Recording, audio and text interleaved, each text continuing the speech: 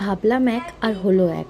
দুর্গার সেকেন্ড মান্থের বার্থডেটা আমরা এইভাবে সেলিব্রেট করেছিলাম। হাই, আমি আলো। আমার আরেকটি মিনি ব্লগে আপনাদের অনেক অনেক ওয়েলকাম। দুর্গার সেকেন্ড মান্থ বার্থডে যেদিন ছিল তার আগের দিন ওর বাবা ওর জন্য একটা তিরামিসু নিয়ে এসেছিল, আর ওই একটা বেলুনও নিয়ে এসেছিল, এটাতে 2 লেখা ছিল। আমরা ভেবেছিলাম সবাই ম্যাচিং জামা পরবো, সেটা আর হয়নি। আমার জামা তো আমি দুর্গার সাথে ম্যাচ করে ঠিক পরে নিয়েছিলাম, কিন্তু তারপর দেখি ওর বাবার কাছে কোনো হলুদ জামাই ছিল না। তো কি আর করব, বললাম তুই একটা কালো শার্ট পর, তাহলে ভালো কন্ট্রাস্ট হবে। তারপর দুর্গা তো তার মধ্যে এত ঘুম পেয়ে গেছে, ও এত কাঁদছে আর কিছুই করা যাচ্ছে না। আমরা ভাবলাম এত কিছু ডেকোরেশন করলাম, যেমন তেমন করে একটা কিছু করে কেকটা কাটি অন্তত। আমি এই হলুদ জামাটা পরে সেজেছিলাম, একটু দুর্গার সাথে ম্যাচ করে পরেছিলাম। আর এই দেখুন দুর্গার হলুদ জামাটা কি সুন্দর লাগছে, তাই না? ওর ভেতরে একটা ওয়ান্সি পরিয়ে দিয়েছিলাম যাতে ওর গায়ে না লাগে।